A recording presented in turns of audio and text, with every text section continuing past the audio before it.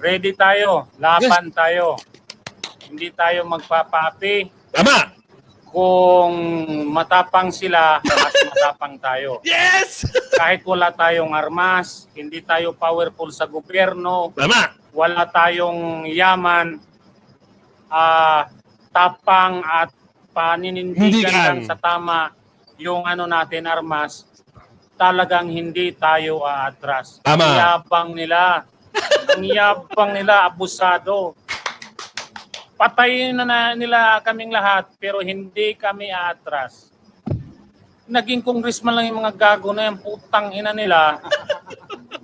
Ang yayabang na. Tawag, meron reenacted budget. Ugok na presidente, oh. Reenacted budget, ang tawag dyan, hindi government shutdown, no? Sa US. Oh, patawag nyo rin ako. Patawag nyo ako. Mga politiko na yun, mga balat sibuyas, ipatawag nyo ako dyan. Puro kayo balat sibuyas dyan. Pag tinamaan ego nyo, pag tinamaan pride nyo, sasabihin nyo, mga bayaran, mga troll na vlogger, gago pala itong mga politiko na to, yung mga balat sibuyas. Hindi dapat kayo naging congressman at senador kung balat sibuyas kayo, magsiuwi kayo doon sa mga magulang ninyo.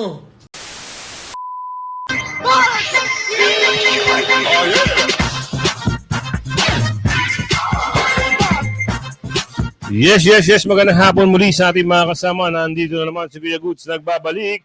At syempre, kung hindi ka pa nakasubscribe sa ating channel, pa-subscribe na lang po at hit mo na rin yung bell para lagi kang updated sa ating mga video. Matapos maduwag sa hamon, ha? Oh, siguro natakot, ha? Natakot na itong sino nakaupo ngayon. Hinamon siya ni Atty. Vic, eh. At ito ho, naglalabasan na ho yung matatapang na vloggers. Laban ang kanilang hashtag.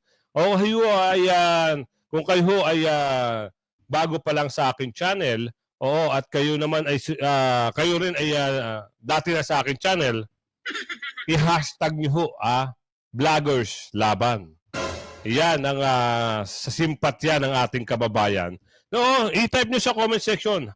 Vloggers. I-hashtag nyo, hashtag laban vloggers. Yun. Magandang isang yan para pagsuporta doon sa mga aate ng patawag. Meron nga nagsalita, isang matapang na vlogger din, pero hindi pa natin alam kung saan yung kulay. Pero matapang siya, naghamon din siya. Sana ipatawag siya. Pero ako naniniwala ako dito kay Kuya sa vlogger na ito. Talagang may paninindigan siya kasi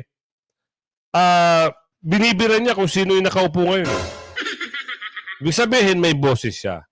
So, eto, yung ulat ni Chikadora, ipapasok natin at abangan nyo yung issue, baka hindi na matuloy ang impeachment o matutuloy pa. Andito rin sa video natin, abang-abang lang kayo at patungkol naman doon sa problema ng mga vlogger na ito. Bakit DDS vlogger lang daw ang pinatawag? Bakit hindi daw pinatawag? Hindi pa natin alam, kasi wala ho tayo nababalitaan na patawag dito sa mga BBM vlogger. Ngayon, hindi naman ho magpapahuli itong mga vlogger na ito. Sigurado sasagot at sasagot ito. May tapang ito eh. Ibig sabihin, kung nasa tama sila, lalaban ho sila kung boses lang ang usapan. Baka makakarinig sila, alam niyo yung mga bakulaw dyan, pag nagsalita yan na hindi maganda, may sasagot na vlogger dito. Handa silang makulong, gaganon yan. Kukulong mo kami, 40 kami, kulong nyo. Hindi naman kayo korte, sabi na Aling Ledesma. Hindi naman kayo korte, magpapakontem kayo. Maaari po kasing gawin nila yan. Pero ito na, bago natin simulan natin talakayan at reaksyon, isang like, isang share, at syempre subscribe. All good sa tayo dyan mga kasama, kaya like and share ang ating video. Pasok mo, Chikadora! Ano ba ang atin? Ang taong may tinatago, tiyak magpopositibo. Matapos tanggihan ng hair follicle drug test, maraming Pilipino lalo nang nadismaya kay Bongbong Marcos. Hindi na nga raw inaasahan pa ng taong bayan na kakasa sa hamon ni Atty. Vic Rodriguez ang Pangulong si Ferdinand Bongbong Marcos Jr. sa isang hair follicle drug test dahil alam raw ng marami sa kanila na nakakakilala dito takot raw ang Pangulo dahil alam niya raw sa kanyang sarili na magpo-positibo ito. Alamang. Tila alibay na nga lang raw ng presidente ang kanyang naunang statement last day ng January kung saan sinabi nitong wala raw kinalaman sa public trust kung hindi siya kakasa sa hamon ng ilang mga politicians na magpa-hair follicle drug test ito. Anong walang kinalaman? Malaking nga hong kinalaman. Kasi, ganito lang yan. Isang explanation lang naman yan eh. Kung ikaw ay nanunungkulan o namumuno at may doubt sa'yo ang mamamayan na ikaw ay gumagamit na pinagbabawal na candy, doon pa lang, yung public trust ay papasok. Ngayon, para naman na hindi umabot, kasi pinaghihinalaan ka na eh. Gusto mo ba na ipagtabuyan ka nila dyan? Gawin mo na lang kung talagang wala kang tinatago. At doon sa hamon naman ni Atty. Vic, siyempre, pakilala mo. Patunayan mo sa buong Pilipinas na hindi ka nagtatago dahil ikaw ay namumuno. O ipakita mo kung ano yung totoong nasa dugo mo. Kasi baka mamaya, merong laman yung dugo mo, hindi ka pwedeng mamuno. Yan ang sabi ni Aling Leticia. O ikaw nga, halimbawa, ikaw ay may tinatago sa dugo mo at ang pag-uutak mo ay hindi maayos. Sa tingin mo, karapat-dapat kang mamuno. Hindi na, di ba? Tuloy. Ngunit tila dito raw nagkakamali ang Pangulo dahil ang isa sa mga pinakamagbabalik ng tiwala ng taong bayan ay ito'y patunayan niyang hindi siya lulong sa ipinagbabawal na gamot. Tama. Ngunit sa kanya raw pagtanggi, alam raw nitong posible siyang mag-positive. Ayon sa komento ng netizen online. Tama yung sinasabi ni Chikadora dito. Kaya siguro tanggi ng tanggi ito dahil may merong mapapatunayan pag siya ay nagpa-hair follicle test. Isang ebidensya yan na isang resulta lang tanggal siya sa pwesto. Ganun lang kasimple yun. Samantalang ito na. 40 social media personalities invited to the House. Probe on fake news tomorrow, February 3. Alam nyo ho, doon sa mga nagpapatawag na yan, kayo ay pinatunayan nyo sa sarili nyo na wala kayong kaklas-klas. Wala kayong, anong tawag doon? Pumapatol kayo sa mga... pumapatol kayo sa mga... Alam nyo na, kasi kung ikaw ay namumuno, dapat huwag ka maging balat sibuyas. Kasi kaya naman inuulit na natin to, nasabi na natin to sa unang vlog na natin. Kaya naman ho kayo binabatikos, meron ho nakikita sa inyo. Pero kung inaayos yung trabaho nyo, walang hong ganyan. Hindi kayo mababatikos. Ikaw ba, tama ba? Magtanong ka ng hindi karapat-dapat sa Bayan Live, FB, YouTube, kung ano-ano pang platform, may stream media pa. Magtatanong ka, nagpa-salon ka na ba? Meron kami dyan sa likod, baka gusto mo. Tama ba? O yung isa naman, yes or no lang. Pag nagsinungaling ka, sa yes or no, contempt ka. O sino ba yung TRICOM committee na yan? Sino-sino ba yan? O kilala nyo na. Isang taga Laguna, isang taga Maynila. Yung isa hindi ko pa alam kung taga saan, baka taga Jupiter yan. Di ba? Nakitaan kayo ng mga pandodorobo, hindi maayos na pananalita. Hindi nga namin alam kung talagang mayroon pa kayong maayos na pananalita sa mga buhay-buhay nyo eh. Dahil nga nakikita ng ating kababayan, pag kayo ay nagtanong, talagang balasubas kung kapagtanong. Sabi na aling Genevieve dito. Talagang ganon. Ewan ko ba? Bakit ganito? Tuloy na natin to. Halos 40 personalidad mula sa iba't ibang social media platform ang iimbitahan sa investigasyon ng Tri-Committee ng Kamara bukas sa sinasabing pagkalat ng fake news o maling impormasyon sa social media. Kabilang dito sina Jay Sonsa, Lorraine Badoy, Jeffrey Celis, dating Press Secretary Trixie Angeles at Lord Byron Cristobal o mas kilala bilang si Banat Bay. Pinangungunahan ni Laguna Congressman Dan Fernandez ang pagdinig na layong makabuo ng panukalang batas para maging krimen ang operasyon ng troll farm sa Pilipinas. Nauna nang hinikayat ng NBI na imbestigahan at kasuhan ang mga vlogger na sinasabing pinupondohan ng mga pogo at drug lord para magpakalat ng maling impormasyon. Mabilis kayo mag-akusa. Troll farm kaagad. Pinupondohan agad ng pogo. Hindi pa nyo napapatunayan, meron na kayong nilabas na statement. Ibang klase rin ito mga durobon sa kamara, no? Dinamay nyo pa yung NBI. Troll farm? Anak ng tipaklo. Saan kayo na? Hindi pa paano magiging troll yan eh. Yan ay mga pinapasahod ng... Di ba? Mga pinapasahod yan ni FB, ni YouTube. Sa kanilang makontent. Tapos maparatangan nyo na troll farm. Mag-isip-isip nga kayo. Ito mga kasama. Punta kayo sa page nila. Kung sino yung mga... Yan, tumatakbo yan. Mga dorobo. Pumunta kayo sa page na mga stream media na yan. Magpa-post sila ng laban kay BP Sara. Tatawanan lang sila ng mga supporter ni BP Sara. At yung mag-heart sa kanila, yun yung mga dummy account. Pansinin nyo mga kasama. Tapos sasabihin nila troll farm, yung mga real account na nagtatawa sa mga... Hindi na kayong mahal ng ating kababayan. Oo, bakit? Alam nyo na kasi mga pinagagawa nyo. Pero abangan nyo ito kung sino-sino yung mga... mga inimbitahan nyo. Baka magulat kayo, matatapang ho ito, Baka sagot-sagutin kayo dyan, hindi nyo kayanin. Mga bakulaw, ready na ba kayo? Mga durobo, 3 lang kayong durobo dyan. Baka mamaya hindi nyo kayanin yung sasagot sa inyo, matauhan kayo, hindi ka pa naman magaling sa nasa Google ka lang nagbabase. Sabi ni Aling Josepina rito.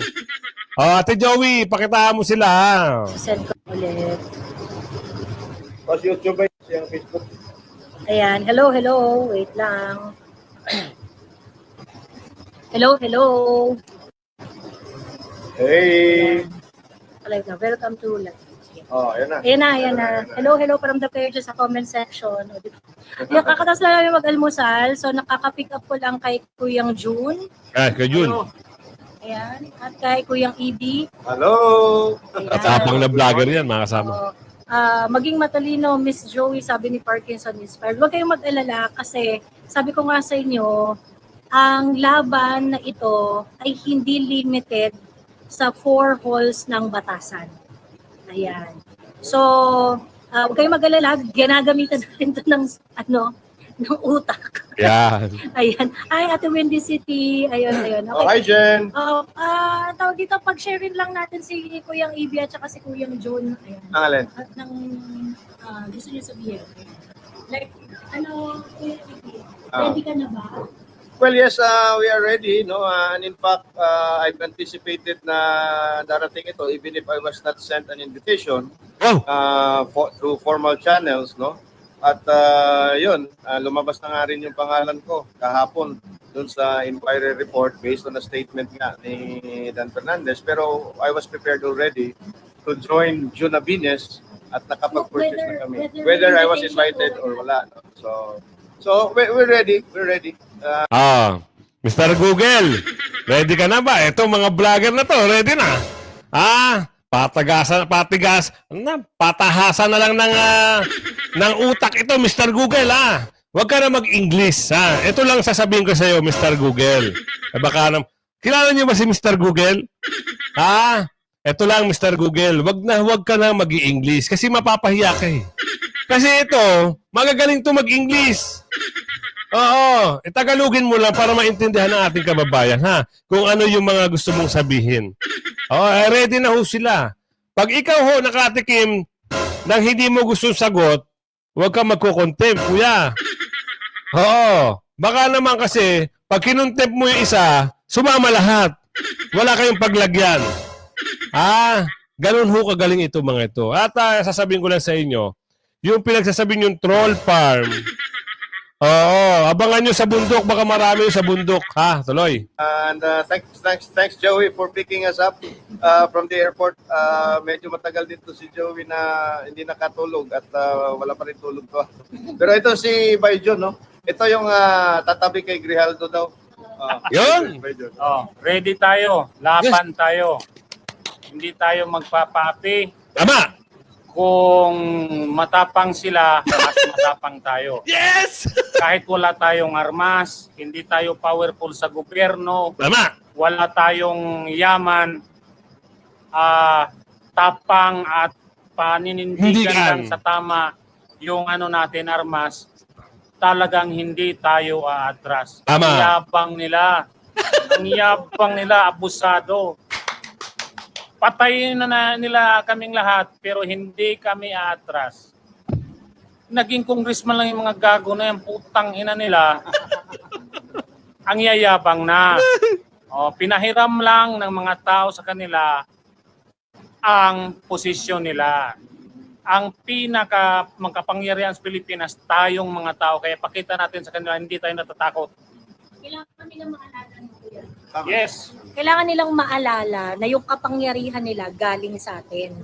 Diba? Tama. Yung kapangyarihan nila galing sa atin. So yun, like what I said earlier, ano ang tawag dito? We are going to face this and lalabanan namin to at yung pagtingin namin dito sa sitwasyon na to, holistic. So I hope in the next few days, maintindihan nyo at makita kung paano namin to pinaghandaan. Yes. Ayan. We will have our justice. Ayan. So, ayan. Hi. Yes, Ate Jen, Windy City, Chicago. Hello. Ayan. So, yun. Miss Joey, puno na daw ang detention ng Batasan. Kung may iko-contempt sila ay sa city jails na. Yes. Yun yung ina-expect namin. Ipapakulong kami ng mga yan.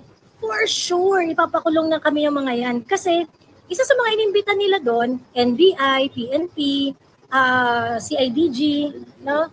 Pagkatapos, yung December 16 na ni Barbers, nanawagan na siya for the law enforcement to take action eh. Motu proprio investigation Motu proprio investigation. So, ibig sabihin, pag nagkaharap-harap doon, may mga trump-up charges na yan.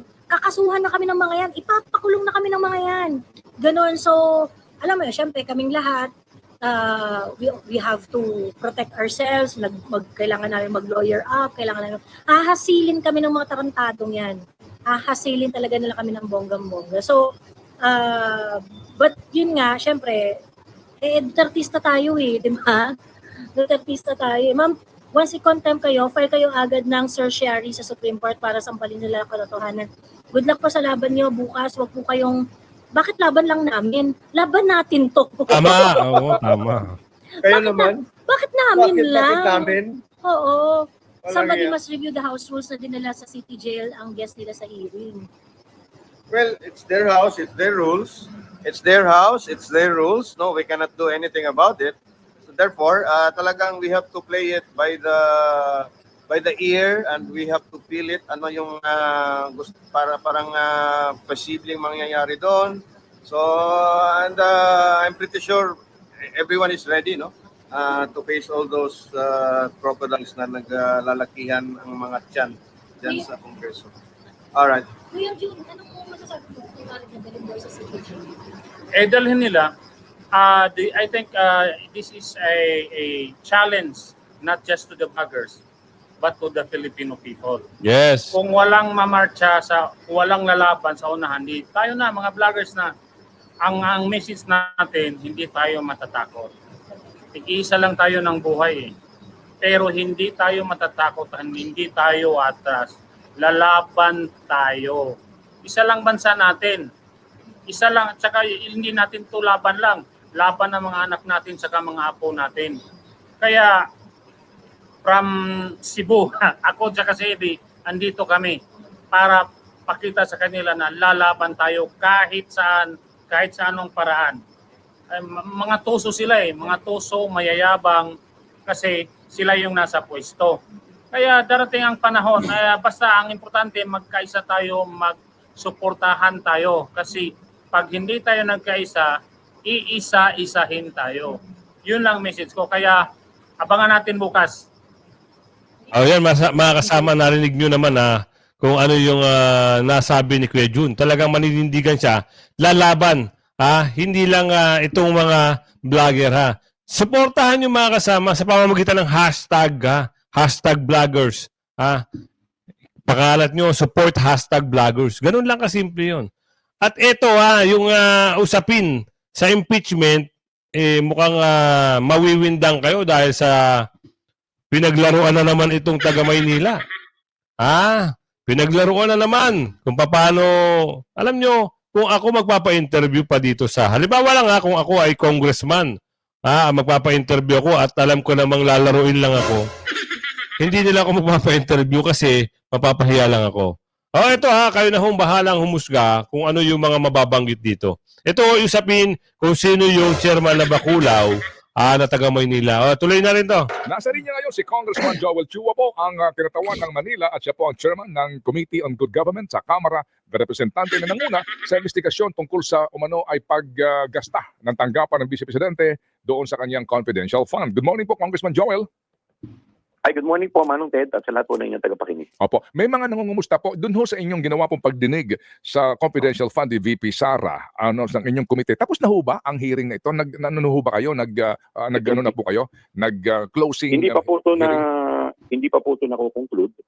Supposedly, 2 weeks ago, magsisir po sana ako tungkol po dito, but yung mga members po natin ay nag-request, baka po pwede po ang unahin muna yung sa PhilHealth. Medyo interesado po sila doon po sa nangyari sa PhilHealth. Kaya yung po muna yung prioritize namin.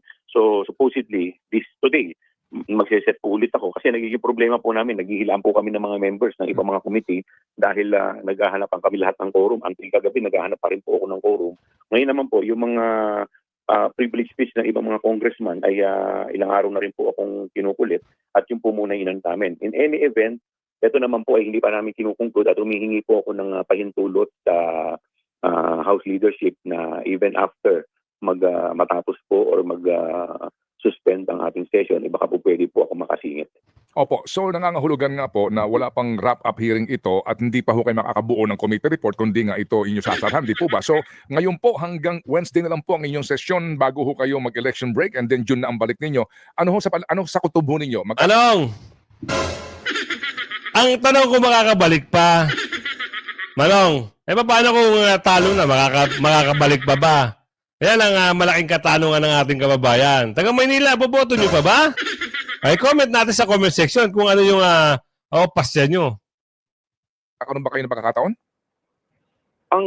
Ako po humihingi po ng pahintulot sa Committee on Rules. Mamaya po kasi ang isa po sa i-deliberate po namin dito ay yung kay Congressman Manny Dalipe pagdating po sa kuryente doon po sa lugar po nila. At siya po ay kinakausap po na sana po mabigyan po ako ng pahintulot na makapagtandak pa ng committee hearing kahit po suspended po. Suspended na ang session. Opo, but you will have to have you must have a quorum. Otherwise, baka may sumipot dyan na hindi kaalyado ng kabilang banda, agad tayong questionin sa quorum. Actually, yun din ang Actually, hanggang ngayon, hindi pa rin po ako makabuo ng quorum. Nagtatawag pa rin po ako ng quorum. Kaya, kasi meron po kami ngayong committee hearing. Ang problema ko naman ay naghihilaan po kami ng isang committee. Yung Committee on Public, yung kay Congressman Paduano. Accounts. Accounts, opo. Medyo naghahanap din siya ng quorum. Kaya hindi ko rin po alam kung paano ako makakuha ng quorum ngayon. Kaya halos karamihan po ng mga congressman nasa kanila mga distrito. Opo, so paano ho yun? Si Mary Grace Piatos, si Coco Villamin at et al., paano ho yun? Ano po, paano ito, kumbaga natin tatanggapin na sinimulan po ng komite itong revelasyon sa mga sinasabing signatories sa napakaraming mga voucher and then at the end of the day, parang walang closure? Kung hindi po ito, ang inaantay ko rin, kung hindi po ito magiging, kung hindi po matatapos yung ating committee hearing, hihingi po ako ng pahintulot sa aking mga kasama kung ako ipapayagan nila na gumawa ng partial committee report. At siguro yun na lang po muna ang ating isusumite. Opo, kasi if you recall ng ating mga unang panayam, sa inyo nga nanggaling na kung pagbabasehan ng mga unang mga informasyon at ebidensya kaninyo, sapat na para po sa impeachment ng Vice Presidente. Di po ba sa inyo nanggaling yun? So, Tama po kayo. At hanggang ngayon po, hindi naman po nagbabago ang aking stand pagdating po dito. Kasi insofar as yung confidential fund is concerned, kung sila po ay wala na rin pong interest na magtanong dito, siguro sa akin pong paniniwala dapat ito po ay mag-submit kami ng partial committee report kahit dun muna insofar as yung confidential fund is concerned. Kaso sir, Yan. Sir si Maricel po ito. Kaso kakayanin pa ba na umusad ng impeachment complaint considering na magsisimula na rin yung campaign period? February 10, 11? O paano yun? Anong petsa na ngayon? Well, ako po Atres kasi na. naniniwala ko na yung Senado po is continuing body. Si Ate Maricel, napapalibo ka, Lahat oh. naman po kami, ito po ay constitutional obligation po namin, constitutional duty. So regardless po kung may kampanya, siguro kung ako po naniniwala kung ito po ay maisasampa po sa Senado, dapat pagtitigan po namin ng panahon. Otherwise, magiging remis po kami sa aming tungkulin, sinumpaang tungkulin. But realistically, Congressman, kaya ba to? Kasi syempre ang hinaing nung kasama ng mga nag-file, hindi naman daw kasi inaksyonan agad. Well, hindi pa naman po natatapos. Tignan po natin in the next 3 days kung ano Ate mangyayari. Opo. So yung po yung pagtawag dito kila Raymond La Chica, Dennis Nolasco, Pinapaglaruan lang ito si ano eh. Ha? O, taga Maynila, pinapaglaruan lang. Wag na ho kayo magpa-interview kasi dudurugin ho kayo. Alam nyo ho, hindi lang sa itsura, impression, nakikita, pati yung sa taong bayan na nagko-comment, talagang wala na ho kayo saysay. Oo, hindi na ho kayo aabante, hindi na ho kayo mananalo. Ang tanong kanina, pagbalik daw sa June, sabi ni Manong, hindi na ho makakabalik kasi talo na. Oo, kaya nga, takot sila na isulong yung impeachment at yung ibang mga bakulaw. Kasi nga, lalong mawawalan sila ng boto. Ganun lang kasimple. po itong mga miyembro ng AFP, hindi na ito matutuloy, Congressman. Well, so far as yung sa kanila pong is concerned, sa akin po kasi, ito po talaga yung stand po ng mga ibang mga congressman. Insofar as yung, like for example, nasabi po namin sila Mary Grace Piato, so forth and so on. Ito po yung na-establish na. Okay. At sa amin naman po, ang trabaho po namin ay makapag-come up ng mga batas in aid of legislation. At ito po ay nagawa na rin po namin, nakapagpasa na po kami ng 2. Now, pagdating po dito sa investigation po sa ito po ay mangyayari po yan once yung impeachment po ay tumuloy. Now, 2 po kasi ang proseso niya. It's either isampa po ito sa Committee on Justice, which sa tingin ko po medyo mahihirapan na, or idiretso po ito sa Senado by 1/3 vote, yung articles of impeachment. So in either of the events, doon po mas iti-trace out po ito dahil yung po sa palagay po ng ating mga kasama ang mas proper venue para ito po yung mausisa ng mas malalim. Opo. So ito nga po yung sinasabing 4th impeachment complaint ni Sec. Jen, ano bang balita nyo dyan, Congressman? Ito naman tayo na nag-uusap dito, wala naman nakikinig sa atin. Opo. Anong balita? Actually, wala pa po akong idea pagdating po dyan. Hindi naman po ako parte ng mga kung ano naman po usapan nila dyan. Tayo ito, ginagawa lang po natin trabaho natin dito. Tapos busy rin po tayo sa ating mga distrito. Lahat naman po kami ngayon, may palaban. So medyo pasensya na po kayo. Opo. Naunawaan po natin kasi nga Sabihin ko lamang po yun sa mise. Anyway, sige po. So ano po ang ating masasabi ngayon? Doon po sa nagko-komento na sinimulan ninyo and then ang direksyon ng una nga po ay impeachment, bagamat yan po ay hindi pa conviction basically. Start lamang ng proseso. Pero ngayon, parang sinimulan pero mukhang hindi po tatapusin at wala pong movement, no? Yung SecGen, sa kanya pa, hindi pa nga na-refer po sa Speaker's Office. Wala pa nga referral po mismo sa plenaryo para i-refer sa Committee on Justice. Parang kumbaga sinimulan nyo, mukhang hindi tatapusin. Ano pong reaction doon, Congressman? Well, ako po kasi insofar as the impeachment is concerned, yan po ay na-file na. May mga nag-file na po dyan. Asa na nga sila? Bakit hindi nga sumusulong? At yung sinasabi nyo yung 3, ano nangyari? Bakit di pinapansin? Nagre-reklamo na nga sila Dahil hindi nyo na pinapansin, eto pa. Gusto nyo pa na pang-4. Ang tagal naman. Ilang araw na lang tapos na Ano ang mangyayari? Tigilan nyo na kasi. Huwag na kasi kayo manghimasok pa. O kayo lang ho nagpagulo, sabi ni Aling Marie. Kayo lang ho mga bakulaw ang nagpagulo. Kung maalala ko po, 3 na po yata ang file dyan. So kami naman po, merong 10 session days para ito po ay aksyonan. So tingnan po natin hanggang Wednesday, hanggat hindi po natatapos, hopeful po ako na may mangyayari po. Okay, kumbaga hope springs eternal, kumbaga ha. Opo, sabi nga nila. Hanggat hindi po natatapos pa ang session, may pag-asa pa po tayo. Ayun. Okay, sige po. So sir, kami muling makikibalita. Salamat po sa amin pong pag-istorbo sa inyo. Kayo po tumugol. Ayan narinig nyo kung ano yung kita nyo ha.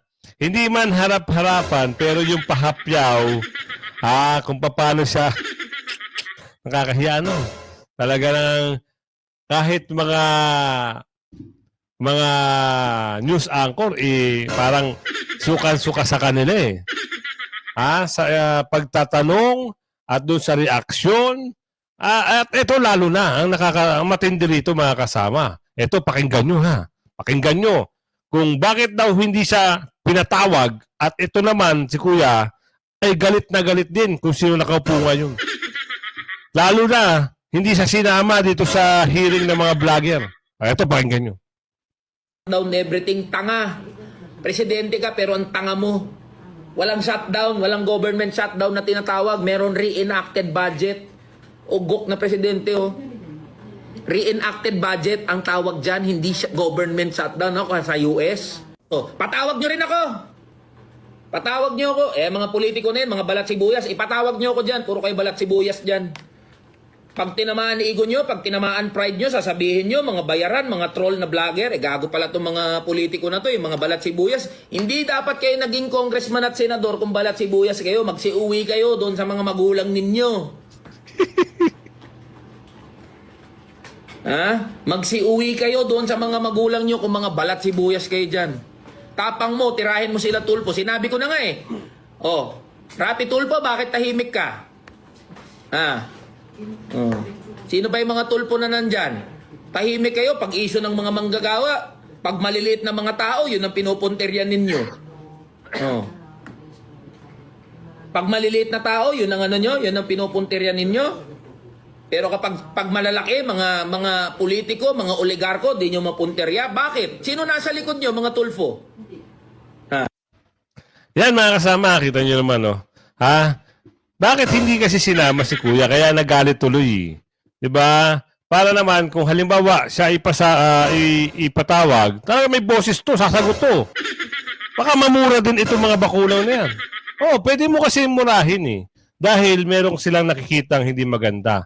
Mumurahin mo lang in a sense of para maramdaman nila kung ano yung ginagawa nila doon sa mga resource person na ginawa nila ng kalokohan. Kaya nga sabi ko siya, abang-abang kayo lagi sa ating nilalabas na vlog. Hanggang sa muli, kung hindi ka pa nakasubscribe, mag-subscribe ka na. Huwag kang pahuli sa mga balita, issue at reaksyon ng bayan. Bye-bye!